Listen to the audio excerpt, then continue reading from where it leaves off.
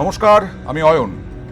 একই কাণ্ড, এই ককরোচ জনতা পার্টির আন্দোলনে যখন দিল্লি উত্তাল, সেই সুযোগকে কাজে লাগাচ্ছে, বিভ্রান্তিকর তথ্য ছড়াচ্ছে 480টা পাক সমাজ মাধ্যম হ্যান্ডেল, সোশ্যাল হ্যান্ডেল। হ্যাঁ, এরকমই পুলিশের থেকে তথ্য এসেছে। আজকে ককরোচ জনতা পার্টির পক্ষ থেকে দুজন প্রতিনিধি জেপি নাড্ডা এবং জিতেন্দ্র সিংয়ের সঙ্গে বৈঠক হয়। 3টে শর্ত তারা রেখেছে।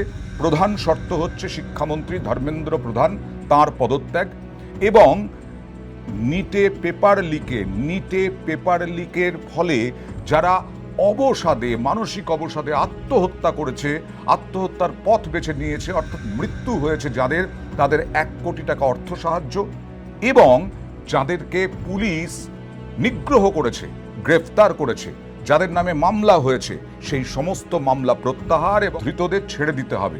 এই দুটো দাবি, পরের দুটো দাবি সরকার প্রায় মেনেই নিয়েছে। দাবি করলেন ককরোচ জনতা পার্টির সদস্য সৌরভ দাস। এবং প্রথম দাবি, ধর্মেন্দ্র প্রধান কেন্দ্রীয় শিক্ষামন্ত্রী, তিনি ইস্তফা দেবেন কি দেবেন না কালকে পর্যন্ত নির্ভর করছে, কারণ কালকে আবার বৈঠক আছে। সোনাম ওয়াংচুক বিজ্ঞানী, তিনি বহুদিন ধরে অনশন করছিলেন। হাসপাতালে অবশেষে তিনি অনশন প্রত্যাহার করলেন। এই সোনাম ওয়াংচুক বারবার দাবি করেছেন এবং বার্তা পাঠিয়েছেন ককরোচ জনতা পার্টির কাছে, পড়ুয়াদের কাছে, যাদের আন্দোলনটা একেবারে ভ্যালিড আন্দোলন। কারণ নিট পরীক্ষা যেভাবে দুর্নীতি হয়েছে, যেভাবে পেপার লিক হয়েছে, তাতে তাদের আন্দোলন করার গণতান্ত্রিক অধিকার আছে।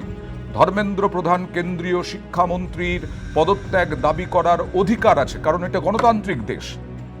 এবার কেন্দ্রীয় সরকার সেটা মানবে কি মানবে না, না মানলে পরে আরো বৃহত্তর আন্দোলন ছড়িয়ে পড়বে গোটা দেশ জুড়ে। যেমন আজকে বিরাট মিছিল বেরিয়েছিল কলকাতায় ককরোচ জনতা পার্টি। এবার কথা হচ্ছে, এই সোনাম ওয়াংচুক অনশন প্রত্যাহারের পর বারবার তিনি বার্তা পাঠিয়েছেন যাতে উস্কানি না দেওয়া হয় এই ককরোচ জনতা পার্টির আন্দোলনে, হিংসার পথে না যায় এই আন্দোলন, শান্তিপূর্ণভাবে যাতে আন্দোলনটা চালায় ককরোচ জনতা পার্টি। কিন্তু উস্কানি, ইন্ধন এসবের তো অভাব হয় না। শান্তিপূর্ণভাবেই তো আন্দোলন করছিলেন যন্তর মন্তরে এই ককরোচ জনতা পার্টি।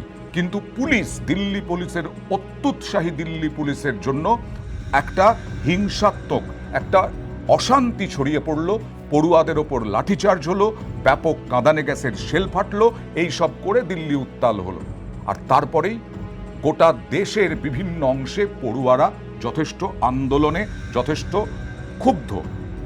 এরই মধ্যে এই যেটা খবর, যে সিজেপির প্রতিবাদে বিভ্রান্তিকর তথ্য ছড়ানোর চিহ্নিত 480টি পাক সোশ্যাল হ্যান্ডেল, যারা নাকি ভারত পাকিস্তানকে যখন মারছে সেই অপারেশন সিঁদুর অভিযানের সময়ও এরা এই সুযোগ নিয়েছিল, বিভ্রান্তিকর তথ্য ছড়ানোর সুযোগ নিয়েছিল। যেমন বাংলাদেশ থেকে ইতিমধ্যেই বিভিন্ন সমাজ মাধ্যমে ঘোরাফেরা করছে যে প্রধানমন্ত্রী নরেন্দ্র মোদীকে নাকি দেশ ছেড়ে পালিয়ে যেতে হবে। আরে ভাই, বাংলাদেশ আর ভারতের মধ্যে বিরাট পার্থক্য আছে। এখানে দুর্নীতি হয়েছে, তদন্ত হবে, সরকারি তদন্ত করাবে, সরকারের সদিচ্ছাতেই হবে সবকিছু। আর যারা আন্দোলন করছেন তারা ওই রকম আন্দোলন করছেন না, বাংলাদেশের মতো অসভ্যতামি করছেন না। তারা যথাযথভাবে শান্তিপূর্ণভাবেই আন্দোলন করছেন ককরোচ জনতা পার্টি বা পড়ুয়ারা।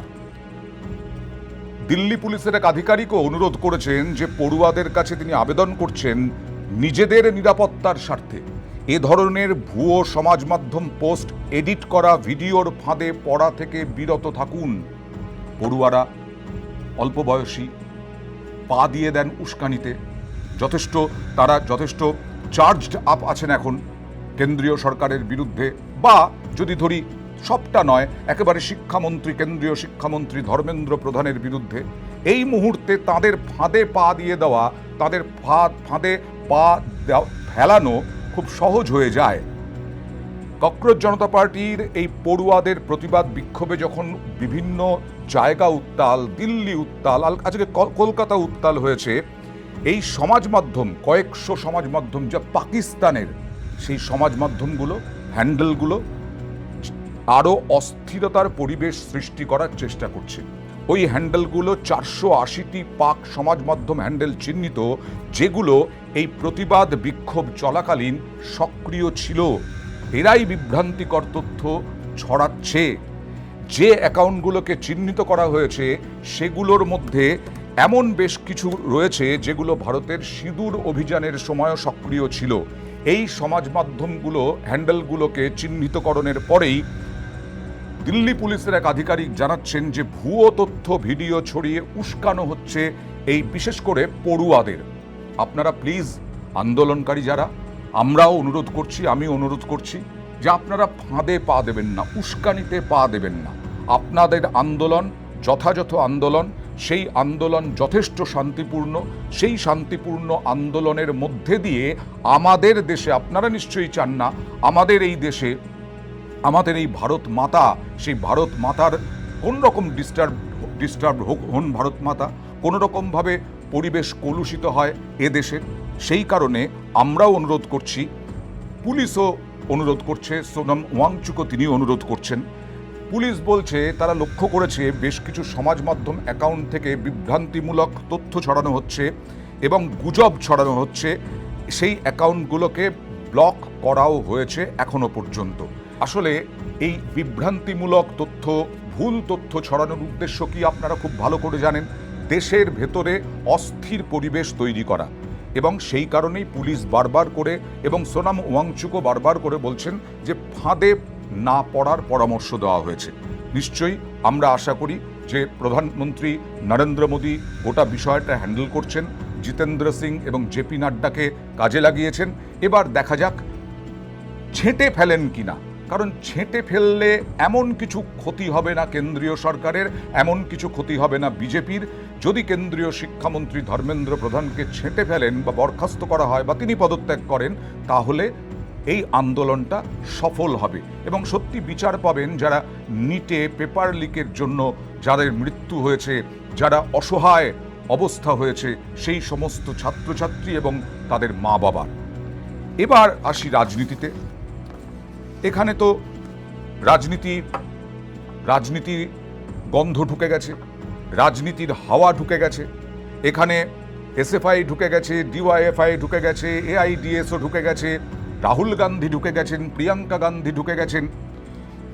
এইখানেই এবার রাজনীতির যখন ঢুকে যাচ্ছে এই আন্দোলনের মধ্যে, তখন পাল্টা আবার রাজনীতি আসছে। কি রাজনীতি? এই যে ছাত্র সংগঠন এবিভিপি, সংঘের ছাত্র সংগঠন, সংঘের যে শিক্ষক অধ্যাপক সংগঠন, সেই শিক্ষা প্রতিষ্ঠান পরিচালক সংগঠন, এবার এরাও নামতে চলেছে পাল্টা। এবং কয়েকদিনের মধ্যেই কলকাতাতেও কেন্দ্রীয়ভাবে মিছিল হবে বলে জানা যাচ্ছে। অর্থাৎ কেন্দ্রীয় সরকারের আশ্বাসে সাড়া দিয়ে বৃহস্পতিবার রাতে সোনাম ওয়াংচুক অনশন প্রত্যাহার করেছেন। আজকে মিটিং হয়েছে, মিটিংয়ের পর শর্তগুলো, দুটো শর্ত মানা হচ্ছে। প্রথম শর্ত যেটা, সেটা মানা হবে কিনা তা নিয়ে এখনো জল গড়াচ্ছে এবং আগামীকাল দুপুর পর্যন্ত সেজন্য অপেক্ষা করতে হবে। কিন্তু ইতিমধ্যেই একেবারে মিছিল পাল্টা মিছিলের রাজনীতি শুরু হয়ে গেছে। কারণ সংঘ পরিবারের অভিযোগ যে এই নিট আন্দোলনকে কাজে লাগিয়ে গোটা দেশেই বিভ্রান্ত ছড়াতে চাইছে কংগ্রেস এবং বামপন্থীরা। ইতিমধ্যেই বেশ ওই বিভিন্ন রাজ্যে ওই আন্দোলনের রেশ ছড়িয়েছে। সেই কারণেই পাল্টা প্রতিরোধ করার নামে এই আন্দোলনে নামার সিদ্ধান্ত নেওয়া হয়েছে। শিক্ষাক্ষেত্রে একাধিক সংগঠন একসঙ্গে পথে নামবে বলে স্থির হয়েছে। তাই একটি অভিন্ন ব্যানারের অধীনে এই কর্মসূচিগুলোর আয়োজন করা হবে। সেটির নাম হবে কি? শিক্ষা সংস্কৃতি সুরক্ষা মঞ্চ।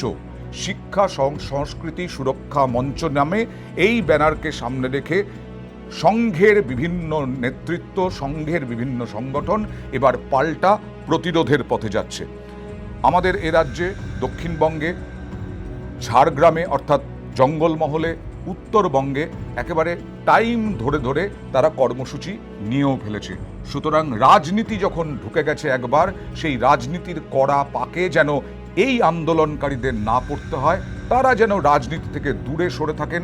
তারা আন্দোলন করছে, রাহুল গান্ধী প্রিয়াঙ্কা গান্ধীর সঙ্গে কথা বলছেন, সব ঠিক আছে, কিন্তু শান্তিপূর্ণ আন্দোলন কোনো রাজনৈতিক দল, কোনো পাকিস্তানের হ্যান্ডলার তাদের উস্কানি বা বিভ্রান্তিতে যেন পা না দেন এই ককরোচ জনতা পার্টির সদস্যরা।